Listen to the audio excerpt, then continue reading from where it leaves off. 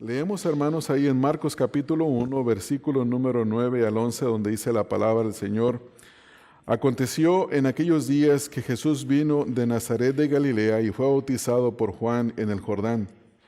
Y luego, cuando subía del agua, vio abrirse los cielos y al Espíritu como paloma que descendía sobre él. Y vino una voz de los cielos que decía: Tú eres mi Hijo amado, en ti tengo complacencia. Hemos dado comienzo, hermanos, al Evangelio, al estudio del Evangelio de Marcos, y nosotros estamos bien gozosos por esta oportunidad nueva que nos presenta el Señor de comenzar el estudio de un nuevo libro. Y ustedes, si recuerdan, la semana pasada estuvimos estudiando los primeros versículos del 1 al 8. Creo que volteando hacia atrás fue una porción demasiado grande para haber estudiado. Pero bueno, ya está, ya no podemos volver hacia atrás. Pero en el versículo número 1, Marcos presenta el tema de su evangelio y nos dice en el versículo 1 que este es el principio del evangelio de Jesucristo, principio del evangelio de Jesucristo, Hijo de Dios. Y este es el tema que estaremos viendo a lo largo de todo el Evangelio. Comenzando desde el principio de este Evangelio, el tema es presentar el Evangelio de Jesucristo, quien es Hijo de Dios. En los versículos número 2 al versículo número 3, Marcos nos dice que la venida del Mesías ya había sido predicha por el profeta Isaías, y leímos que fue en el capítulo 40, en el versículo número 3, y también por Malaquías, en el capítulo 3, en el versículo número 1, donde Dios había prometido que enviaría al Mesías y que por lo tanto esto sería precedido por un precursor de Cristo, uno que vendría antes de él preparando el camino del Mesías. En los versículos número 4 al versículo número 6 vemos el cumplimiento de esta profecía. Y observen ahí en el versículo 4 donde dice que Juan bautizaba en el desierto y predicaba el bautismo de arrepentimiento para el perdón de pecados. Versículo 5 dice que salía a él toda la provincia de Judea y todos los de Jerusalén, y eran bautizados por él en el río Jordán, confesando sus pecados. Luego el versículo 6 nos describe la persona de Juan y su forma de vida ahí en el desierto. Después, en los versículos número 7 y el versículo número 8, Juan anuncia al Señor Jesucristo y dice que después de él viene uno que es más poderoso que él, reconociendo que Jesucristo es Dios, porque en el versículo número 8 nos dice que Él es poderoso para bautizar con el Espíritu Santo. Entonces, hasta este punto vemos que Juan el Bautista está bautizando. Algunos comentaristas bíblicos dicen que entre el versículo número 8 y el versículo número 9 pasa aproximadamente un periodo de 6 meses. Y si ustedes notan, ahí en esta porción de la Escritura, versículo 9 al versículo 11, comienza con esta frase que dice en aquellos días, haciendo referencia al periodo de tiempo en el que Juan está bautizando en toda la región del valle, en el Jordán, a la orilla del río Jordán. Esta es una porción de la Escritura que también la encontramos en Mateo capítulo 3, versículo 13 al 17, en Lucas 3, 21 al 22 y en Juan 1, 29 al 34. O sea que el mismo relato está presentado en otras porciones también de la Escritura. Y aquí vemos nosotros en esta porción algo que es muy significativo y algo que es muy potente, lo cual algunos comentaristas le han denominado a esta sección la coronación del rey. Dicen que en esta porción del versículo número 9 al versículo número 11 se ve la coronación del Mesías, la unción de Jesucristo como el Mesías prometido. Noten que en el versículo número 9 hay una frase clave, o más bien dicho, un verbo clave que está en tiempo pasado, que dice: aconteció en aquellos días que Jesús vino. Y a esto le llaman la entrada del rey. En el versículo número 10 dice que los cielos se abrieron y el Espíritu como paloma descendía sobre él. A esto le llama la coronación del rey. Y en el versículo número 11 dice que una voz del cielo, la voz del Padre, dice: tú eres mi Hijo amado, en quien tengo complacencia. Y a esto se le llama la anunciación del nuevo rey, en este caso del rey de Israel, del Mesías prometido. Y yo quiero utilizar esa idea para hacer mi mensaje en 3 puntos. El primero, en el versículo número 9, el rey entra para ser coronado. Versículo 10, el rey es ungido. Versículo 11, el rey es exaltado. Así es que vamos a dar comienzo al versículo número 9, hermanos, donde la primera frase ahí comienza diciendo: en aquellos días. Noten que ahí Marcos nos dice que en los días en el que Juan estaba bautizando en el río Jordán, predicando a las personas que estaban ahí el bautismo para el arrepentimiento y el perdón de los pecados, en esos días exactamente, Jesús viene de la región de Nazaret de Galilea al río Jordán para ser bautizado por Juan. En el contexto, en los versículos número 4 al 5, es bien claro lo que Juan está haciendo ahí en el río. Está predicando el bautismo de arrepentimiento para el perdón de los pecados, y es precisamente en esos días en los que el Señor Jesucristo viene a Juan. Específicamente en esos días, como ya hice la mención anteriormente, se cree que es un periodo de aproximadamente 6 meses. Creo que es necesario, hermanos, observar el versículo y pensar un poco en la geografía del texto, porque nos dice que el Señor Jesús vino de Nazaret de Galilea y fue bautizado por Juan en el río Jordán, ahí en el Jordán. Entonces vemos 3 lugares. Vemos en primer lugar Nazaret, que era el pueblo donde el Señor Jesucristo se crió, y por eso se le llamó a él Jesús de Nazaret. Y vemos también que se cita a Galilea, lo cual es conocido en el Nuevo Testamento como Galilea de los gentiles. Una de las razones por las cuales Marcos dice aquí Nazaret de Galilea es porque Nazaret era un lugar muy insignificante, un pueblo muy pequeño. Y Galilea era más grande, una provincia más grande que tenía fama, aunque su fama no era tan buena, porque era conocida como Galilea de los gentiles, donde había gente que se le consideraba no adoradores de Dios. Y la razón por la que Marcos está diciendo aquí que viene de Nazaret, de Galilea, es para identificar el pueblo. Es como si en esta mañana yo les dijera, si alguno de ustedes me preguntara a mí, ¿de dónde eres? Lo más seguro es que le voy a decir, soy de Guadalajara. Yo no nací en Guadalajara. Pero para que usted se ubique un poco, no le digo el nombre del pueblo donde yo nací. Yo nací en un pueblo que se llama Toluquilla. Si les digo a ustedes, soy de Guadalajara, ustedes se ubican inmediatamente, o la mayoría de ustedes saben que es una ciudad grande en México, los que no conocen México, pero si les digo Toluquilla van a decir, ¿qué? ¿Dónde es eso?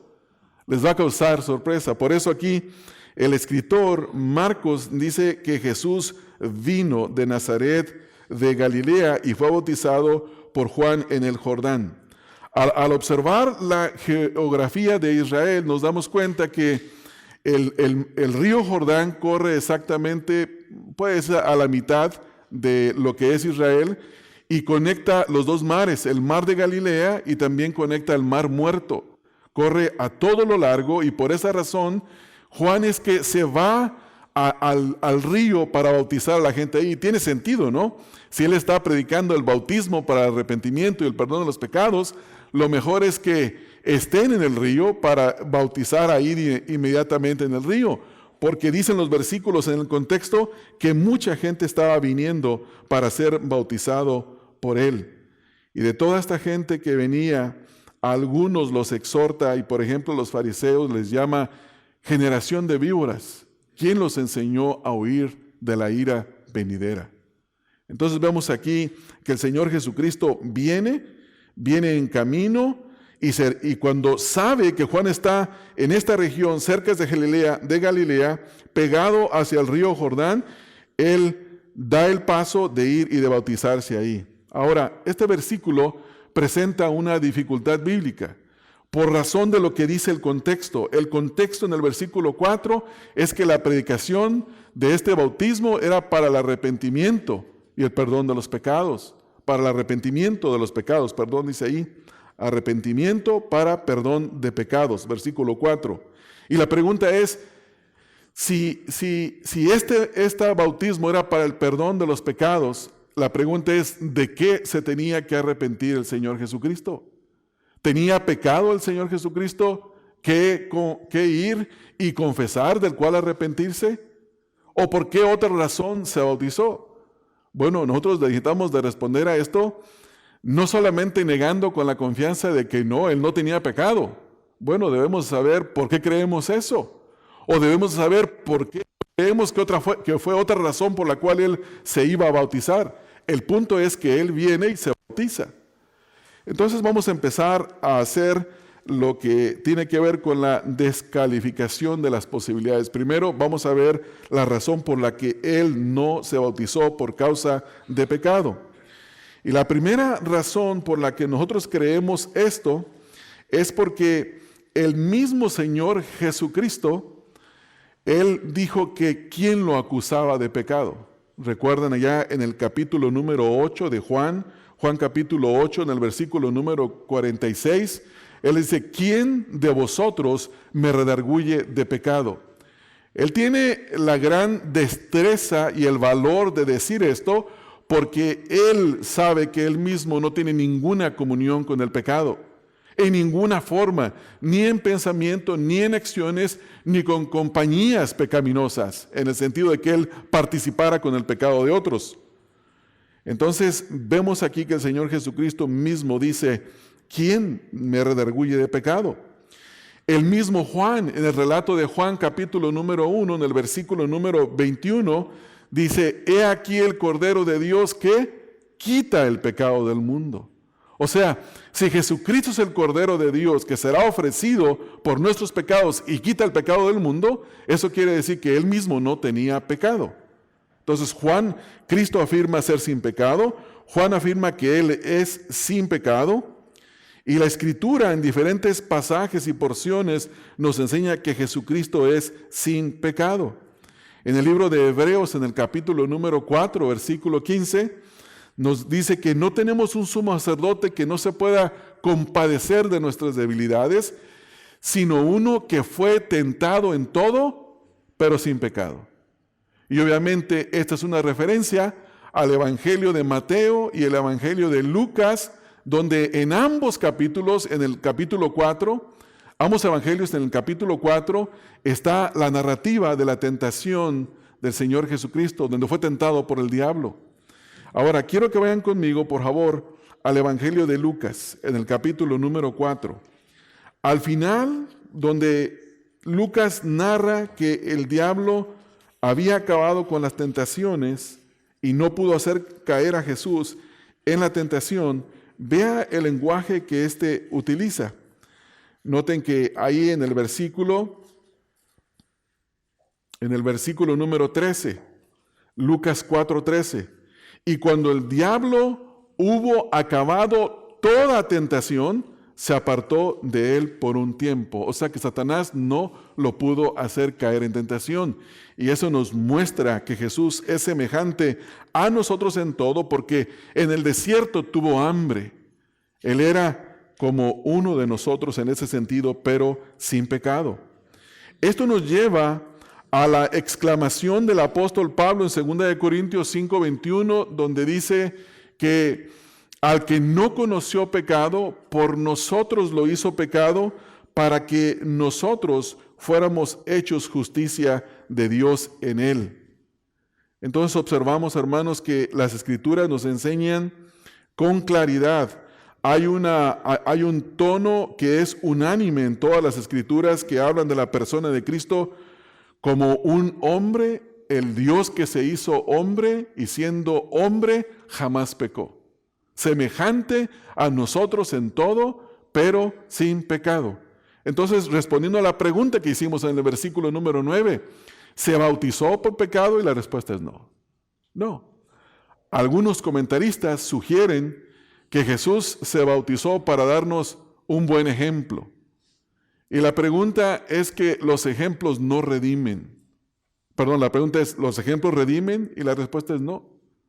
Nosotros no ocupábamos un ejemplo a seguir, porque ningún pecador, por causa de su condición de total depravación, no tiene ni el deseo, ni la habilidad, ni la capacidad de poder venir a Dios. No desea venir a Dios y no tiene ninguna capacidad para poder venir a Dios. Entonces, un ejemplo de nada serviría. Entonces, la pregunta sigue: ¿por qué el Señor Jesús vino para ser bautizado? Y la respuesta a esta pregunta es que Jesús vino para ser bautizado aquí por Juan con el propósito de identificarse con su pueblo, identificarse con los pecados de su pueblo. Jesús se identificó con nuestros pecados, sin embargo, Él nunca participó de ningún pecado. Marcos lo dice de esta manera en el capítulo número 10 de Marcos, en el versículo número 15. Marcos capítulo número 10, en el versículo número 15, el Señor Jesucristo explica la razón por la cual Él vino. Dice, porque el Hijo del Hombre no vino para ser servido, y escuche esto, sino para servir y para dar su vida en rescate por muchos. O sea que al descender al agua y ser bautizado por Juan, Él se estaba identificando con su pueblo. Un comentarista bíblico dice, la razón por la que Jesús se bautizó es para identificarse con los pecados de su pueblo, aunque Él mismo estaba libre de pecado. Otro comentarista nos dice, respondiendo a la pregunta, ¿por qué Jesús fue bautizado? Dice, según la propia explicación de Jesús, en Mateo capítulo 3, versículo número 15, dice, porque conviene que cumplamos toda justicia. Y al someterse al bautismo, Cristo obedeció la voluntad de Dios y se identificó con los pecadores. En última instancia, Él llevaría sus pecados para que por su perfecta justicia les fuera imputada. 2 Corintios 5, 21. Este acto de obediencia en el bautismo ejemplificó una parte necesaria de la vida justa que vivió para ser imputada a los creyentes.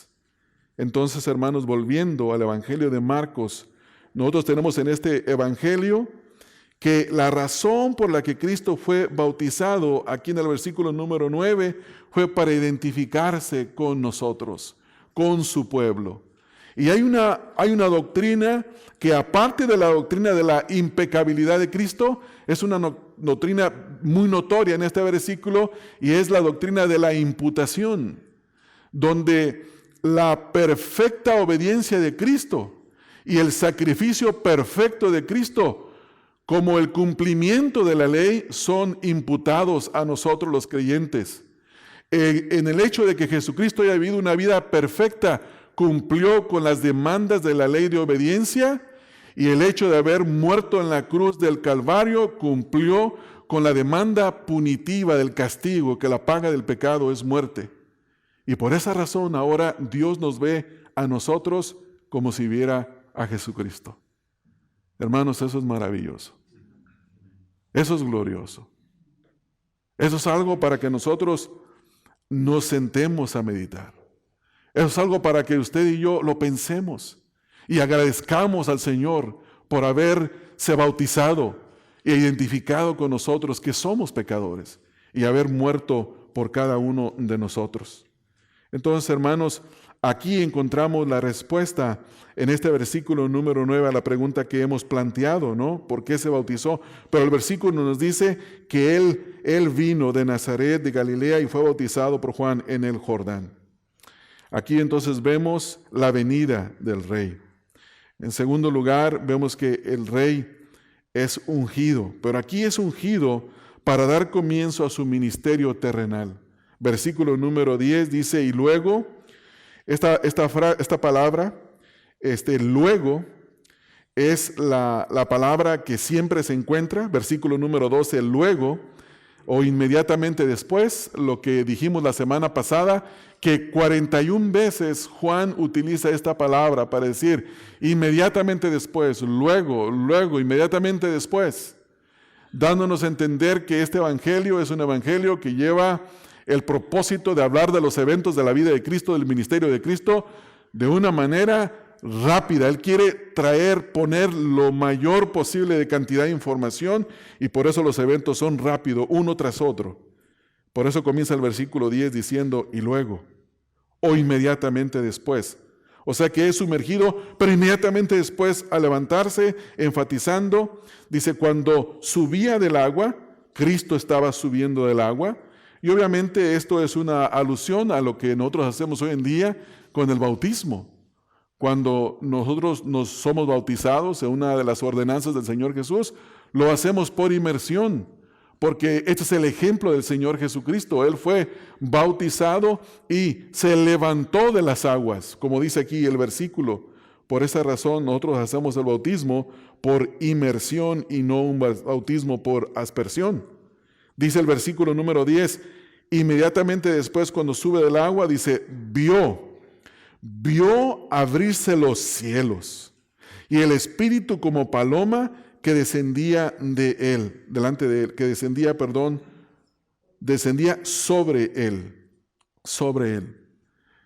El bautismo de Jesús, como ya observamos, fue en el agua, se sumerge, sale, y en el momento en el que él sale, los cielos le son abiertos, como un escenario de una obra de arte cuando el telón se abre, ¿no? ¿Usted ha estado alguna vez en un teatro? ¿Para alguna obra musical? ¿Para una obra teatral? Y las cortinas están cerradas. Y la gente está en conversación con espera de que se abra. Y de repente, hermanos, se abre el telón. Y la música o la escena de la obra teatral continúa y es desarrollada. Y aquí nosotros vemos la coronación del Señor Jesucristo o la unción del Señor Jesucristo como Rey para prepararlo para el ministerio que habría de enfrentar. Dice ahí, vio abrirse los cielos. Él vio que se abrieron los cielos. Y obviamente no solamente él, porque Juan el Bautista nos dice en su relato que Dios le dijo, al que veas de quien sobrevenga el Espíritu en forma de paloma, ese es el Mesías. O sea que Juan vio la visión. Los cielos se abren, dice el versículo aquí, y al abrirse, dice, y al Espíritu como paloma. Noten, hermanos, que el Espíritu Santo no es una paloma, ¿no? Yo sé que a veces lo utilizamos o se utiliza como un símbolo, ¿no? Para el Espíritu Santo. Pero puede ser eso como un símbolo y ninguna otra cosa más. Pero la pregunta que nosotros nos hacemos es la siguiente. ¿Por qué una paloma? ¿Por qué no un águila? ¿Por qué no otro pájaro? ¿Por qué una paloma? En las Escrituras la paloma es descrita como un animal manso, ¿no? Como un animal tierno.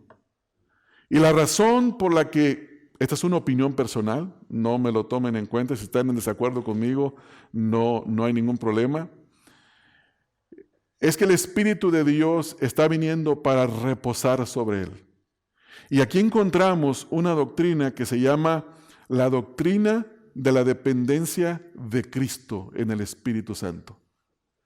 Todas las teologías, toda la cristología, es decir, la enseñanza de la persona de Cristo, tiene un segmento que abarca la dependencia de Cristo del Espíritu Santo. Todas las cristologías. Desde el momento de su nacimiento, Él es concebido por el Espíritu Santo. Desde el momento que comienza su ministerio, el Espíritu Santo viene sobre Él. En el versículo que sigue, ahí en el versículo 12, y luego el Espíritu le impulsó al desierto, Él es movido al desierto. Y aquí encontramos que, primero al responder la pregunta, ¿por qué es una paloma? Quizás, hermanos, es por el acto de la unción, de la coronación, donde viene y desciende. ¿Ustedes han visto la coronación de algún rey, hermanos? Si no lo han visto, bueno, pueden ir a YouTube a ver la coronación de la reina Isabel de Inglaterra. Ahí en esa coronación, cuando usted empieza a observar la música, el lugar majestuoso, los ropajes de los asistentes, y en el momento donde el heraldo anuncia, las trompetas suenan, que la futura reina está por entrar, viene caminando, y en el momento en el que se le corona, se le hace con mucha delicadeza, porque se le está depositando una corona real que la convierte a ella, en este caso la reina. Jesucristo está siendo ungido. ¿Y qué animal más, cómo podríamos decir, más manso, más apropiado? ¿Alguna vez ustedes han visto que en algo tan ceremonioso como las bodas suelten unos sopilotes? No, ¿verdad? Usualmente son palomas. O en un funeral, sueltan palomas. Las palomas tienen esa sensación de ternura, de belleza. Bueno, no sé si esa es la razón por la que Dios eligió una paloma, una forma de paloma, no lo sé, no me lo tomen en cuenta.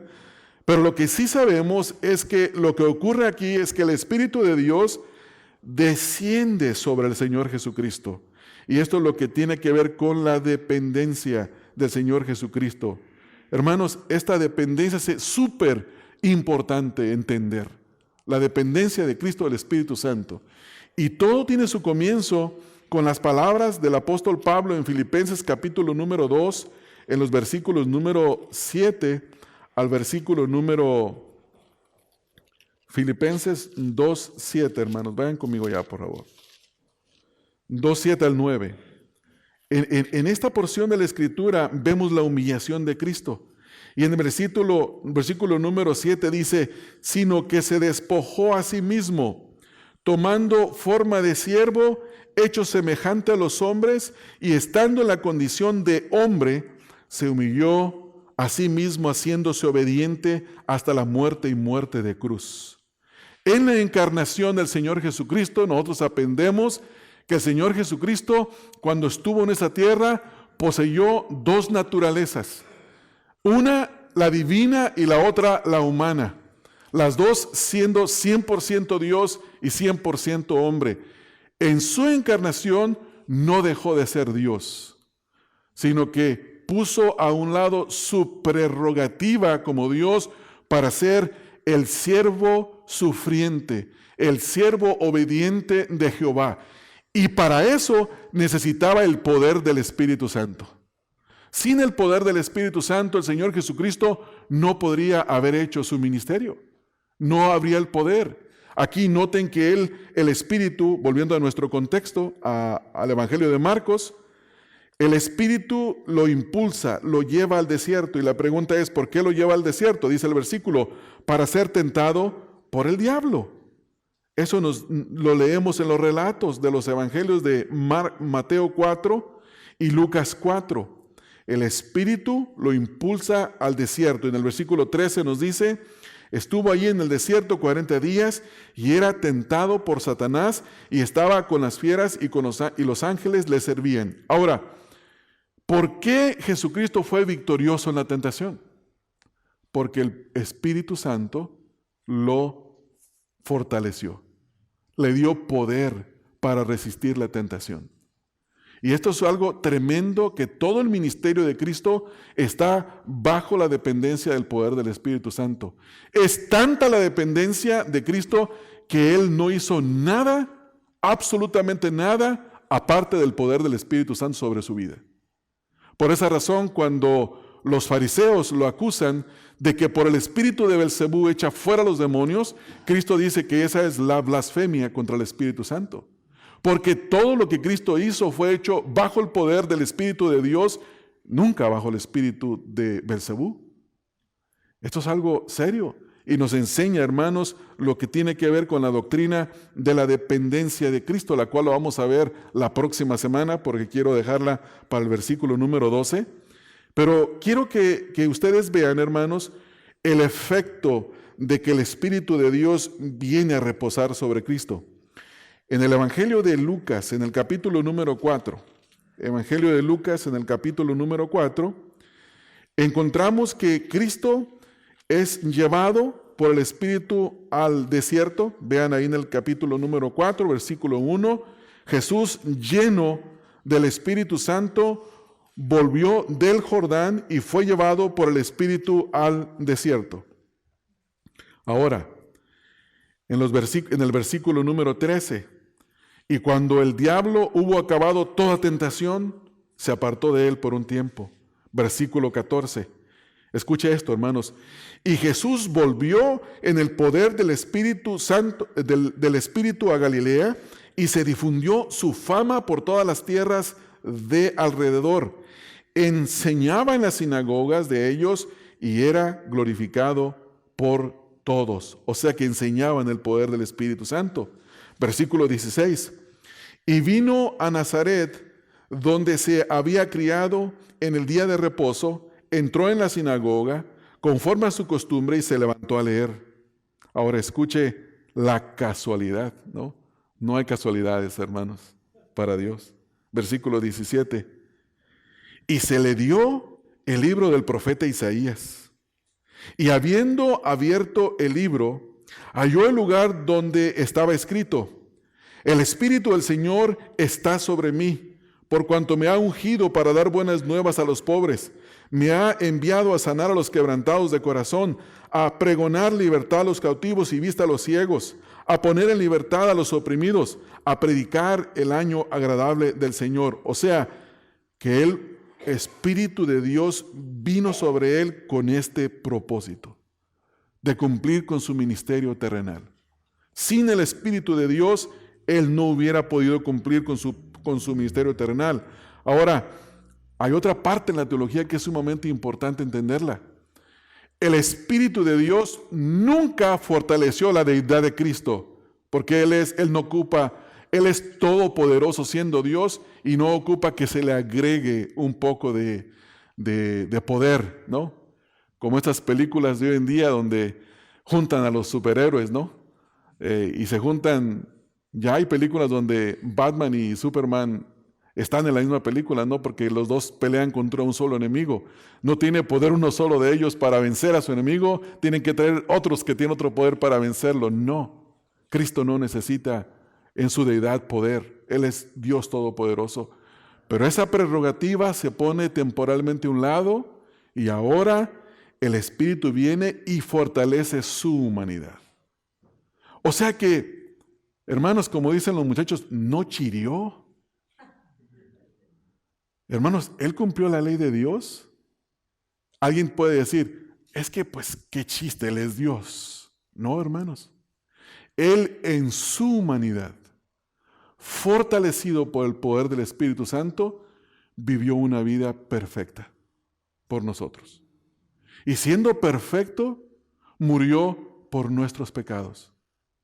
Por eso es que fue recibido en gloria en el cielo por el Padre, porque cumplió con ese ministerio. Y todo esto por el poder del Espíritu de Dios. Esto es lo sorprendente. Ahora seguimos leyendo ahí, hermanos, en Lucas capítulo 4, versículo 20. Y enrollando el libro lo dio al ministro y se sentó. Y los ojos de todos en la sinagoga estaban fijos en él. Y comenzó a decirles: hoy se ha cumplido esta escritura delante de vosotros. Y todos daban buen testimonio de él y estaban maravillados de las palabras de gracia que salían de su boca y decían: a ver, ¿no es este el hijo de José? Él les dijo: sin duda me diréis este refrán: médico, cúrate a ti mismo. De tantas cosas como hemos oído que se han hecho en Capernaum, haz también aquí en tu tierra. Y añadió: de cierto os digo que ningún profeta es acepto en su propia tierra. Y en verdad os digo que muchas viudas había en Israel en los días de Elías, cuando el cielo fue cerrado por 3 años y 6 meses y hubo una gran hambre en toda la tierra. Pero a ninguna de ellas fue enviado Elías, sino a una mujer viuda en Sarepa de Sión. Y muchos leprosos había en Israel en el tiempo del profeta Eliseo.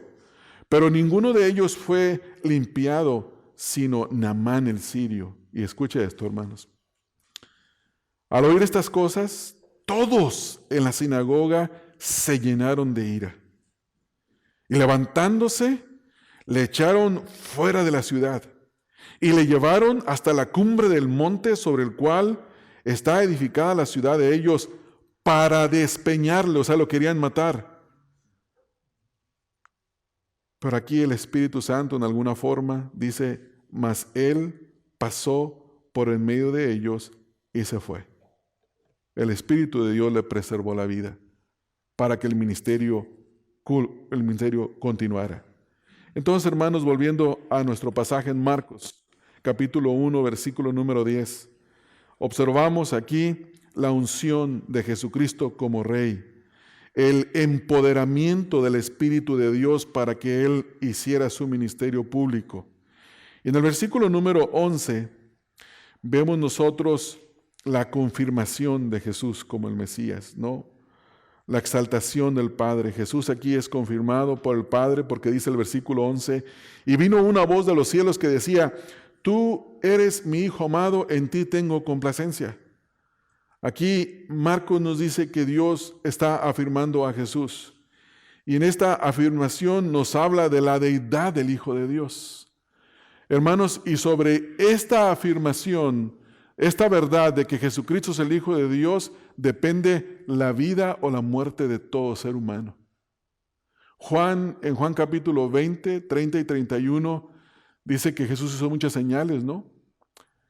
Y que estas fueron escritas para que creáis que Jesucristo es el Hijo de Dios y creyendo tengáis vida en su nombre. O sea que creer en que Jesucristo es el Hijo de Dios da vida. Rechazar a Jesucristo como el Hijo de Dios trae muerte y condenación eterna. Por eso es tan importante esta declaración de Dios mismo, donde dice, tú eres mi Hijo amado, en ti tengo complacencia. Obviamente la primera frase, tú eres mi Hijo amado, nos habla de la eternidad de Cristo, de la eternidad de Cristo. Y aquí hay tantas doctrinas también, hermanos, que nosotros podríamos hablar de una de las doctrinas que se llama la eternidad del Hijo de Dios. ¿En qué tiempo Dios engendró a su Hijo? Y hay tantas doctrinas que están entrelazadas, de las cuales se desprenden versículos como estos. Pero aquí vemos que dice, tú eres mi Hijo amado, en ti tengo complacencia. La razón por la cual esas palabras se dan parece ser un eco, hermanos, de lo que dice la Escritura, que creo que ya leímos en Isaías 42:8, pero vamos a volver a leer. Dice en el versículo, en Isaías 42:8, yo Jehová, este es mi nombre, y a otro no daré mi gloria, ni mi alabanza a esculturas. Noten, hermanos, que aquí el Padre está exaltando al Hijo. Y cuando dice a otro no daré mi gloria, se refiere a otro tal llamado Dios que no es Dios. Pero en este Jesús es otro, pero es uno de la misma clase. Como cuando en Juan 14, Jesús hace la promesa del Espíritu Santo y dice, no os dejaré solos, os rogaré al Padre para que os envíe otro consolador, refiriéndose a uno como Él. Y la palabra otro es uno de la misma clase. Pero aquí nos dice la Escritura que Dios no le da su gloria a nadie, no la comparte con ninguna imagen, pero Jesús no es otro. Jesús es la segunda persona de la Trinidad, doctrina que claramente se ve aquí, hermanos. Versículo número 9, vemos al Hijo de Dios siendo bautizado y saliendo del agua, al Espíritu Santo descendiendo y ungiéndole, y al Padre exaltándole con la voz desde el cielo. Y aquí hay algo que nosotros debemos de entender y de comprender para cuando hablamos de la doctrina de la Trinidad. Ya ve que hay objeciones de enemigos del Evangelio que dicen, la doctrina de la Trinidad ni siquiera es mencionada en la Biblia. Hay muchas doctrinas que no son mencionadas, pero son mostradas. Son mostradas. Es como si yo les digo a ustedes, yo soy muy inteligente. Muy inteligente. Y algunos de ustedes no van a decir, no, no te lo creo. Yo no te lo creo que eres tan inteligente. No pareces inteligente. Tal vez no pareceré, pero si le muestro los grados de mis calificaciones de la escuela, quizás esos grados muestren la evidencia de lo que yo estoy clamando ser. No es mi caso, ¿verdad? Pero no, ustedes no agarraron la broma, hermano. Sí, quiero decir que mis grados reales no muestran mi declaración de que soy tan inteligente. Las Escrituras no usan la palabra Trinidad, pero muestran la enseñanza de la Trinidad. Las Escrituras nunca nos hablan de probar la existencia de Dios. Las Escrituras dan por sentado que Dios es y Dios existe. En el principio, en Génesis, dice, hagamos al hombre a nuestra imagen y semejanza. En Génesis 19 dice, y Jehová hizo llover cielo, desde la tierra. ¿Cómo hizo llover fuego desde el cielo, pero desde la tierra? El Padre, el Hijo. Hay tantas evidencias en la Escritura que nos hablan de la Trinidad y aquí hay una de ellas. Y en esta nosotros vemos, hermanos, la exaltación del Padre al Hijo. En el libro de Colosenses, en el capítulo número 1, en el versículo número 15, dice, Él es la imagen del Dios invisible, el primogénito de toda creación.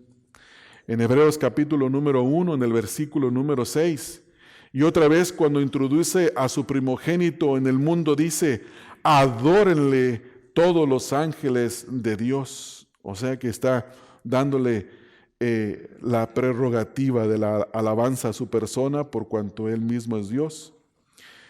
En Mateo capítulo número 2, en el versículo número 2, dice diciendo, ¿dónde está el rey de los judíos que ha nacido?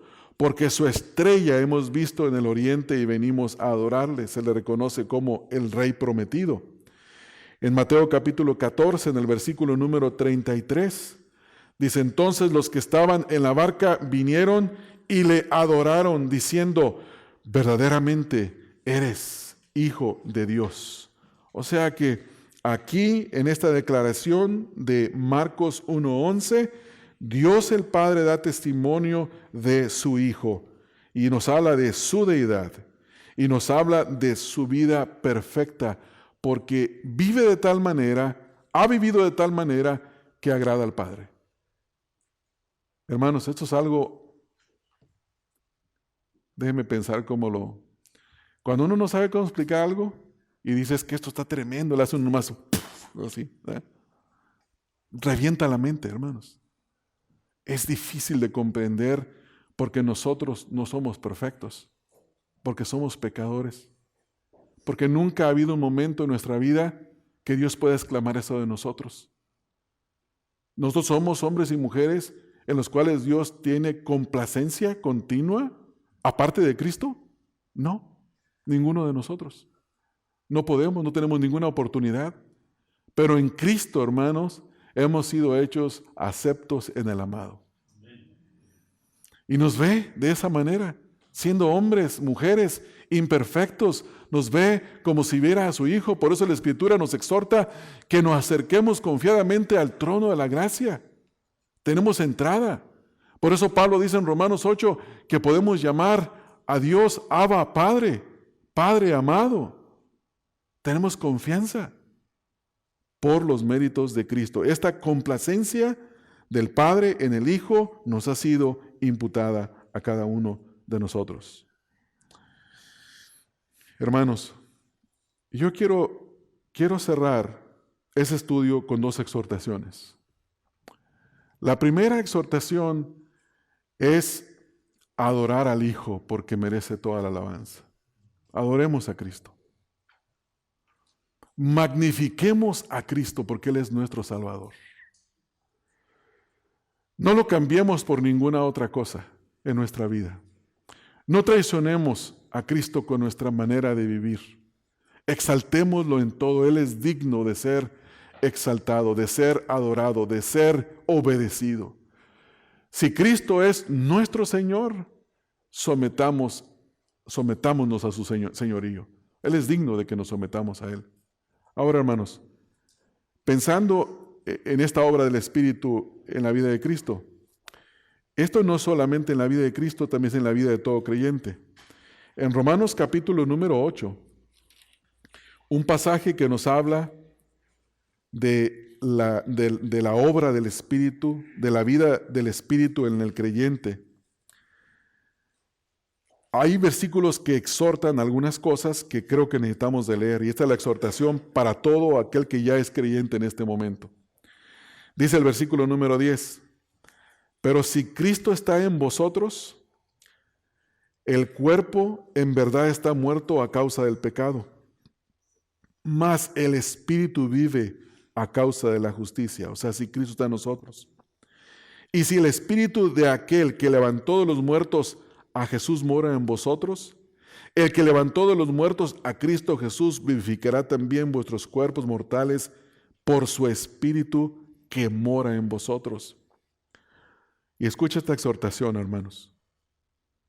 Esto es lo que esta doctrina de la obra de Cristo, la doctrina del Espíritu Santo sobre nuestra vida nos mueve a hacer. Versículo 12. Así que es una conjunción de acción, de sentido lógico. ¿Qué debemos de hacer? Versículo 12. Así que, hermanos, deudores somos, no a la carne, para que vivamos conforme a la carne. Porque si vivimos conforme a la carne, si vivís conforme a la carne, moriréis. Mas si por el Espíritu hacéis morir las obras de la carne, viviréis. Vea la importancia del Espíritu de Dios en nuestras vidas. Él nos resucitará. Él es el que nos da el poder para tener la victoria sobre la carne. Versículo 14. Porque todos los que son guiados por el Espíritu de Dios, estos son hijos de Dios. Note la palabra guiados. Esta palabra tiene que ver con el ser movido, el ser llevado. ¿Se recuerdan lo que leímos en Marcos capítulo número 1, en el versículo 12? Y luego el Espíritu le impulsó al desierto. O sea, lo llevó. Si somos creyentes genuinos, hermanos, nuestra vida debe de ser caracterizada por ser movidos por el Espíritu de Dios. Porque dice este versículo, volviendo a Romanos, porque todos los que son movidos o guiados por el Espíritu de Dios, estos son hijos de Dios. O sea que no son los que creen que son hijos de Dios, no son los que profesan fe en Dios, son los que son movidos por Dios. Versículo 15. Pues no habéis recibido el espíritu de esclavitud para estar otra vez en temor, sino habéis recibido el espíritu de adopción por el cual clamamos Abba Padre. O sea que podemos clamar a Dios para ser libertados. Como dice Pedro en primera de Pedro 5:7, dice, echando toda vuestra ansiedad sobre Él, porque Él tiene cuidado de vosotros. Versículo 16. El Espíritu mismo da testimonio a nuestro espíritu de que somos hijos de Dios. Y si hijos de Dios, también herederos de Dios y coherederos con Cristo, si es que padecemos juntamente con Él, para que juntamente con Él seamos glorificados. Ven, hermanos, la relación, volviendo a Marcos, del Espíritu de Dios. ¿Por qué el Espíritu ungió a Cristo? Para que viviera obedeciendo, haciendo la voluntad del Padre, llegando a la hora de la redención, culminar con la obra de la redención para ser fortalecido en todos esos sufrimientos. De la misma manera, nosotros también necesitamos el poder del Espíritu de Dios, de ser guiados por el Espíritu de Dios. Ahora, hermanos, una nota de exhortación para los que en esta mañana no se identifican con Cristo, no han hecho una profesión de fe, se dan cuenta que viven bajo su propio señorío, o sea que hacen su voluntad, no quieren tomar en cuenta la voluntad de Jesús, no pueden tomar en cuenta la voluntad de Jesús, quizás quisieran, pero no pueden. ¿Cuál es la respuesta? En el libro de los Hechos, en el capítulo número 2, el apóstol Pedro está predicando un mensaje cristocéntrico, donde habla de por qué el Mesías fue crucificado. Y en el versículo número 37, escucharon, y dice que escucharon las palabras que estaba diciendo, y se compungieron en su corazón y dijeron a Pedro, Hechos 2:37, y a los otros apóstoles, varones hermanos, ¿qué haremos? Si en tu mente, en tu corazón está esa pregunta, ¿qué vas a hacer? Escucha, ya has escuchado que Cristo murió por tus pecados, que Cristo se identificó en el bautismo por los pecados de su pueblo, que aquel en que el Espíritu de Dios no mora no es hijo de Dios, no importa cuánto él o ella crea que lo es, no está siendo movido por el Espíritu de Dios. Si no es así, está bajo la ira de Dios, bajo la condenación de Dios, y tú no quieres estar bajo la condenación de Dios. Y de alguna manera el temor de Dios está entrando a tu vida y tú quieres escapar de esa ira que viene. Lo que tienes que hacer es lo que dice la Escritura. Versículo 38. Arrepentíos y bautícese cada uno de vosotros en el nombre de Jesucristo para perdón de los pecados y recibiréis el don del Espíritu Santo. Si te arrepientes de tus pecados y crees en el Señor Jesucristo, la promesa es perdón de pecados y que el Espíritu de Dios venga y more en tu vida para poder vivir la vida cristiana que trae honra y que trae gloria a Dios. Entonces nuestra oración, hermanos, antes de irnos de este lugar, es que al considerar que Cristo necesitó de ser ungido, de ser llenado, de vivir, de andar en el poder del Espíritu Santo, ¿cuánto más nosotros? ¿Cuánto más nosotros debemos de imitar su vida? Y no depender de nuestras fuerzas, sino depender de Él, porque Él ha sido ejemplo para nosotros. El ejemplo en el sentido de que vivió una vida de dependencia, de obediencia al Padre, sometido, no haciendo su voluntad propia, sino la voluntad de aquel que lo envió. Nosotros hemos sido rescatados de nuestra vana manera de vivir, no para vivir en el pecado, sino para hacer la voluntad de aquel que nos rescató. Entonces, que el Señor nos dé en esta semana imitar a Cristo, hermanos. Amar a Cristo. Porque si hay alguien quien es digno de amar, alguien que no pierde la belleza, alguien que no pierde la atracción, sino que todo lo contrario, mientras más lo conoces, va incrementando, incrementando, incrementando. No es como la joven que está enamorada del joven y yo me quiero casar con él y es que mi vida sin él no es nada. Y luego se casa, lo empieza a conocer y el atractivo empieza a desvanecerse. Pero luego crece, con los años el amor va aumentando. Pero nosotros hacemos que las personas pierdan el atractivo de nosotros mismos porque no somos perfectos. Pero Cristo, su brillo, su hermosura, su señorío, va en aumento cada día para los que le amamos. Y mientras más le conocemos, más lo queremos amar, más nos queremos someter, más le queremos servir. Por eso la importancia, hermanos, de estudiar la vida de Jesucristo, la persona de Cristo. Que el Señor nos incremente en este amor, en este sentir. Y que el Señor dé vida eterna a aquellos que Él dará vida eterna. Padre, en esta hora estamos agradecidos por el estudio de tu palabra. Señor, quedamos sin palabras, quedamos perplejos de ver la belleza y la magnificencia de Cristo. No solo por su obediencia perfecta hacia ti, su sumisión completa hacia ti, pero su gran amor con el que nos ha amado desde el momento en que fue a identificarse con nosotros como un pecador al bautizarse, sin ser pecador. Por el gran ejemplo de vivir una vida siendo guiado por el Espíritu, no una vida aparte de Él, sino una vida de dependencia en el Espíritu de Dios para obedecer la voluntad de Dios. Pero sobre todo, Señor, ver que aquel que fue sin pecado fue hecho pecado por nosotros. Como dice tu palabra, el que no conoció pecado por nosotros fue hecho pecado para que nosotros fuéramos hechos justicia de Dios en Él.